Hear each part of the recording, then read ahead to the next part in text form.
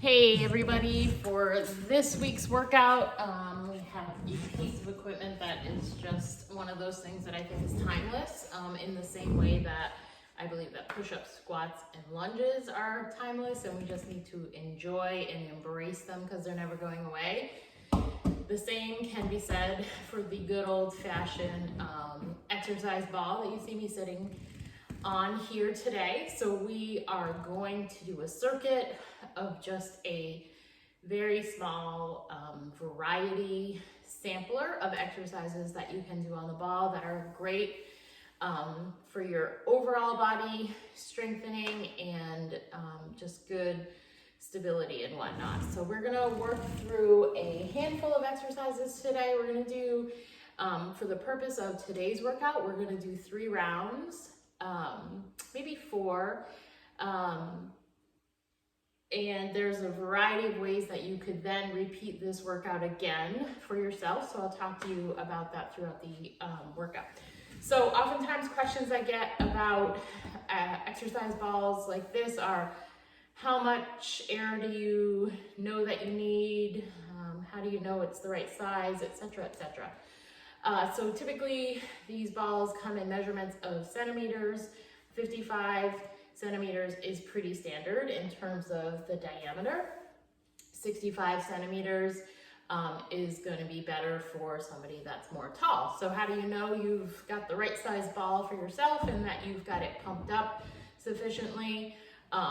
You know, one way that you'll know is that it's not like super saggy. Like this one's pretty good. I just added some air to it, but frankly, seeing my reflection in the video, I think I could add a little bit more to it. So it might be just a smidge soft, but you don't want it to feel like super squishy. Some older balls, no matter how much air you put into them, the fabric is just super soft, and so if that is the case, I would honestly just get rid of it and get a fresh one that's just going to be much more firm. You're definitely going to be able to tell the difference between something that is like 10 or 20, more like 15 or 20 years old, as opposed to some of the newer ones. And even this one is 8 years old at this point, and they just lose their elasticity over time. So just inspect your ball for safety before you just jump onto it and start doing these exercises. So the other thing that you want to look at is just sitting on top of the ball and looking at the position of your knees to your hips. So you want your hips to be sitting just a little bit higher than your knees. So you can see here that I'm kind of pretty close to the knees being a little bit higher than they should be. So I'm definitely going to add more air to this ball after this workout, but I'm not putting myself at risk with the setting that I have here. Plus, you'll notice that I'm in my garage, and right underneath where I am, there's a floor drain. So I'm actually sitting a little bit lower on the floor, and my feet are actually a little bit higher. So we are good to go, and those are the things that you want to be mindful about. So to get things started with a warm-up, I think the best thing for us to start doing, so you're just kind of getting your body ready for working out on an unstable surface today, is just like a dead bug march. So arm and opposite leg lifts.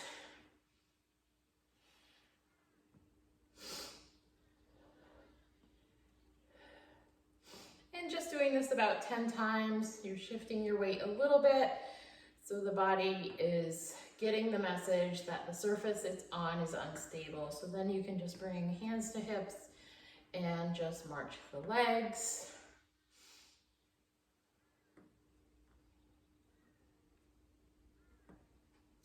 And then from there, you can just circle around on the ball.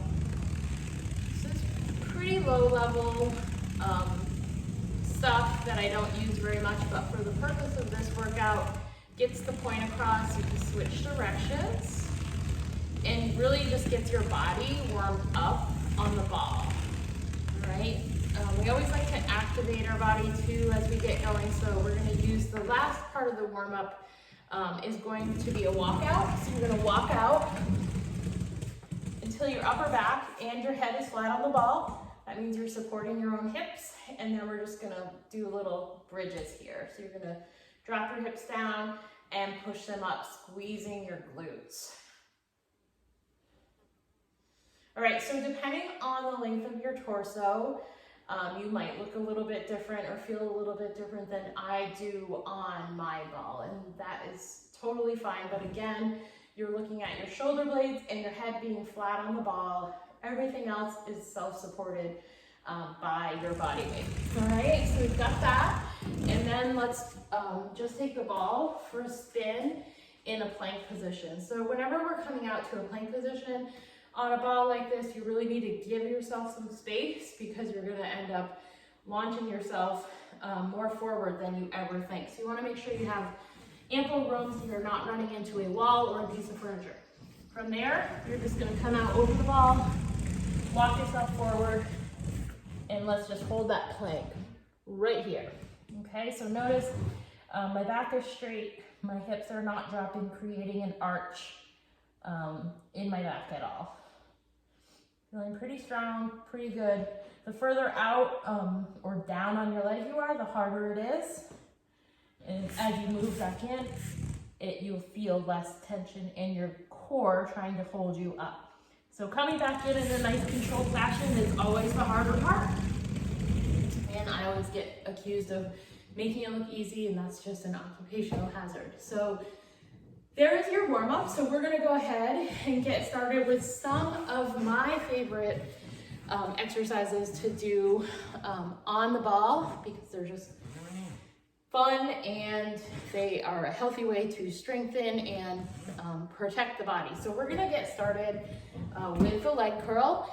And today we are going to work through 10 reps, but another way you could do this on your own is to set a timer that's just kind of running, and to pick the amount of reps that you want to do in that amount of time, and then just rest and transition to the next exercise within that block.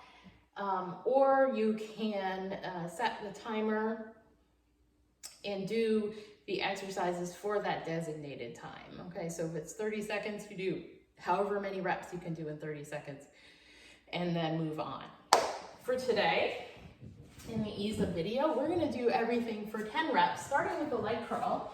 So for the leg curl, you're gonna lay down, you're gonna put your feet on the ball, and again, if your stability is not your strong point, you're gonna wanna put more leg on the ball than I am, but you don't wanna put so much leg on the ball that you can't do the actual exercise. So for the purpose of a leg curl, it needs to be mid to low calf at least. From there, we're gonna lift, we're gonna squeeze the glutes, we're gonna pull in and push out. Arms right at your side. If you don't have a lot of stability, if you're super strong, you can bring your arms off the floor. And you can see how the ball is shifting a little bit. Keep your glutes tight, working those hamstrings. Last one, and release. All right, good stuff. So we're starting out big. We're gonna go a little bit bigger now. We're gonna do the pike, which is one of those plank exercises, great for the core. So I'm gonna start way back here so I don't run out of space. I'm gonna come out into that plank position. Again, the more experience you have, the further you can come out. Strong here, and for the pike, you hike your hips up. And notice that my head is going between my arms. So I'm looking back at the ball, and when I come down, I'm staying straight. I'm not dropping my hips. That's just painful right there. Squeeze your abs, hike to the top, legs stay straight. All right, so give that a try and make a graceful exit. From there, we're gonna enter in some dumbbells for a close press combination with a chest fly. So for that, you're gonna have a seat on the ball with your weights. You're gonna roll it out so that upper back, head is on the ball, so shoulder blades in above. Bring those arms up, squeeze your bum, and then it's down, up, out, and in. Okay, so that ball is literally acting as your bench, and you want your glutes to be as tight and as hard as apples.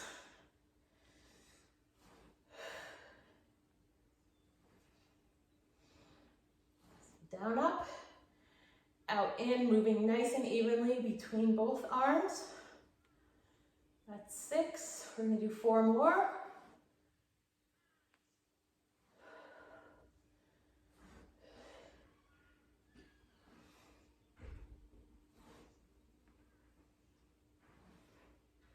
One more. And release. And now we're going to switch. We're going to come onto the floor for one of my favorite and longest term exercises. We're going to do the arm leg transfer, which is great for the abs. And it's fun to do with the ball. So you're going to come up with the ball in your hands, legs together. You're going to lengthen everything out, bring it back up, put it between your feet, lengthen again. You got to give that ball a little squeeze with those feet, using those inner thigh muscles. Abs stay nice and zipped. Pelvis stays in a neutral position, not tipping too far back or too far forward.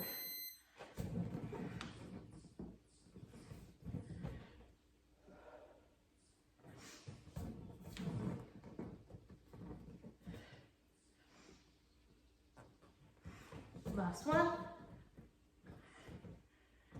And release. Excellent. And then from there, we're going to stay down on the floor, but we're going to do a bridge, okay? So if you had a hard time with the leg curl, the bridge is a great place to start.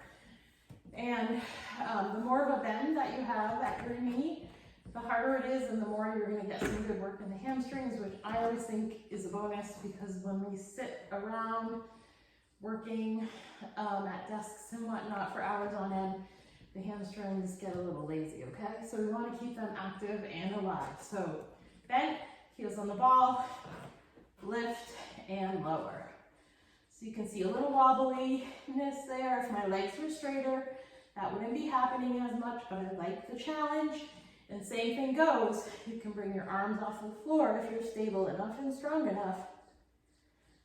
So 8, squeeze those glutes, 9, and 10. Awesome. And then last in the circuit is the rollout. Another great exercise for the front of your core. You're gonna tuck your tailbone, keep your buns straight, shoulders, ribs, hips in a line. Push it out onto the forearms from the hands, pull it back in. Hands to forearms, shoulders down, shoulder blades stable.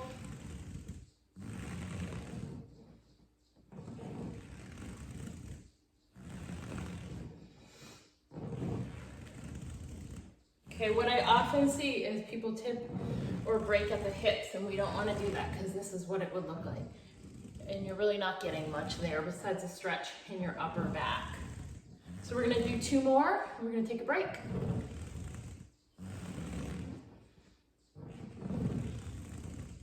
And there we go. Awesome.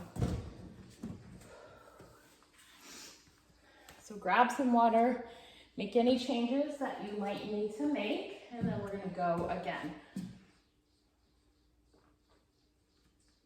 Any kind of circuit workout that I do, the rest period after one to the other, I keep kind of short because I'm still, you know, fairly well trained, and so I don't need quite as much of a rest, and I want to keep the intensity high.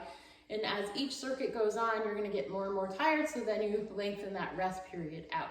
So let's go ahead and jump into round 2. I will say that, as you can probably notice with the garage door being open, there's not air conditioning in there.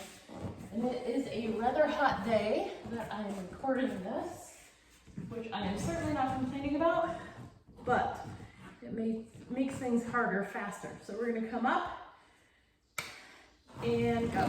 Curl 10 times.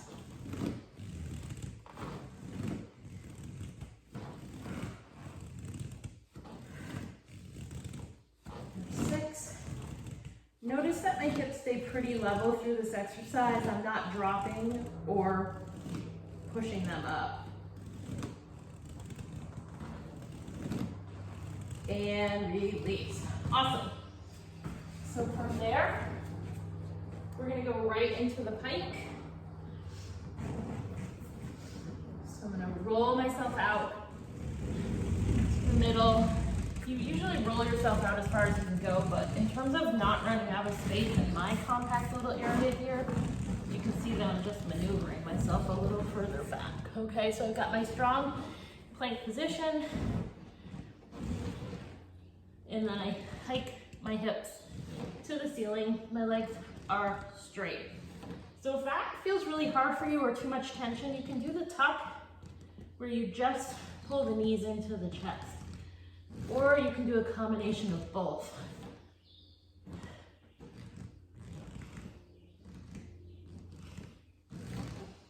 And number 10. All right. Then you'll find your way of gracefully entering and exiting the ball. From here, we're gonna take it out to the close press with the chest fly.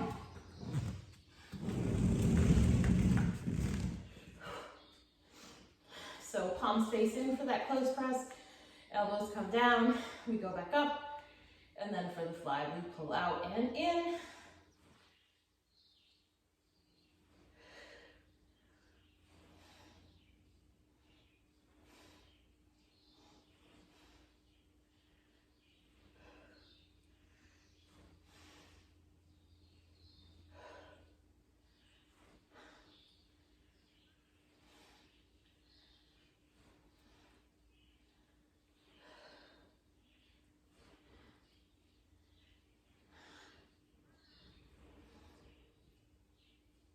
One more here, this is number 10. And release.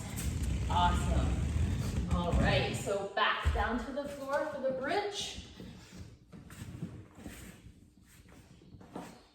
So again, heels on the floor, knees nice and bent. And then this one, you are pushing your hips up and lowering. Keep the tension high in the glutes and the hamstrings. Get those arms off the floor if you can.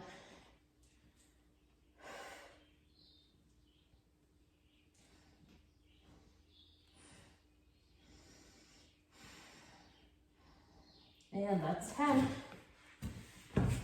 And then we finish up round 2 with the rollout. Actually, we're gonna do the arm leg transfer after because I forgot that one in the mix here. So we're gonna double up on ab work for the front part of the body.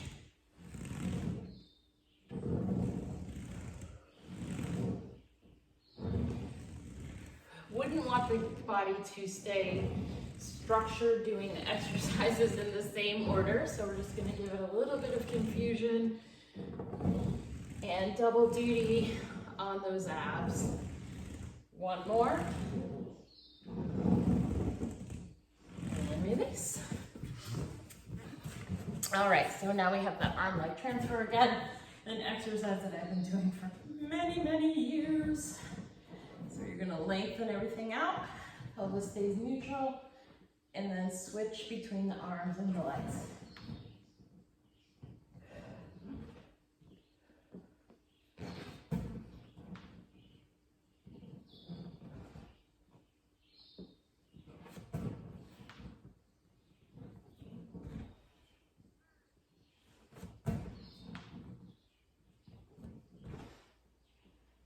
And that's 10. All right, so that's 2 rounds. We're gonna take a break. And you might be wondering, so what about that craze with using the exercise ball as a chair and it working our core and yada, yada, yada, yada.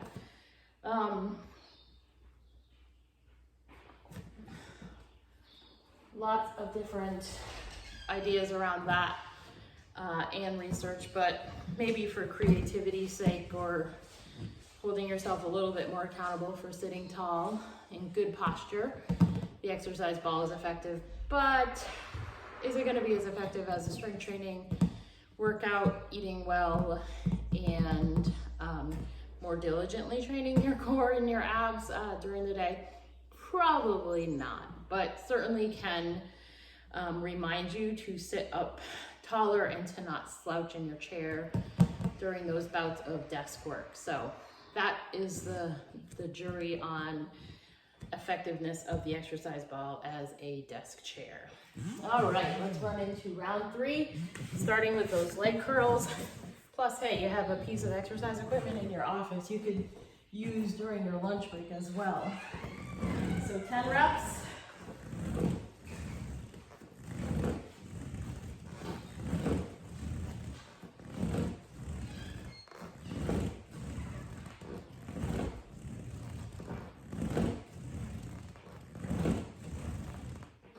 There's 10.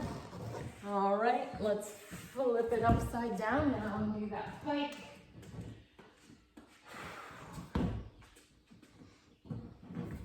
So we're gonna roll it out. So you're gonna wanna at least get the ball just below the knees. Again, the more you've done this, the stronger you are. The lower you can get it, the more range of motion you're gonna get. So here we go. Hike the hips, tip your head between your arms.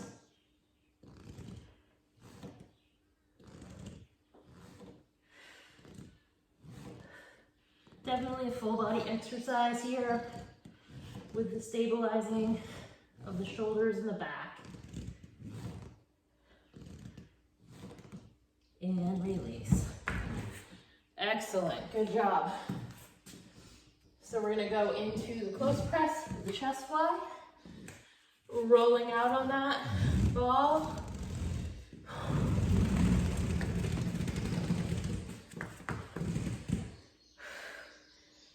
So one thing I can say about using the ball with personal training clients is typically at first, when people are starting and they've never been on it, just rolling out into this position and walking back in to seated is very advanced. Or the same thing, just rolling out to a plank and getting back in is also very advanced. So it's very fun to see the progression of clients over time as they become more fit and have better balance and better stability. One more. Awesome. All right. So we're gonna get the order correct this time. We're gonna go to that arm leg transfer. So we're gonna lay on our back. Everything is going to be long. And we're gonna lengthen, bring it in, squeeze the ball between our legs. So that's 3. This is 4.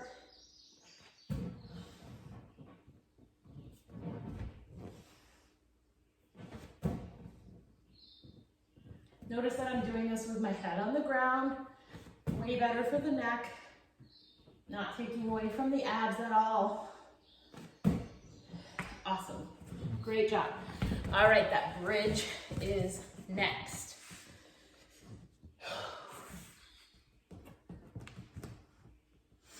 And go for it.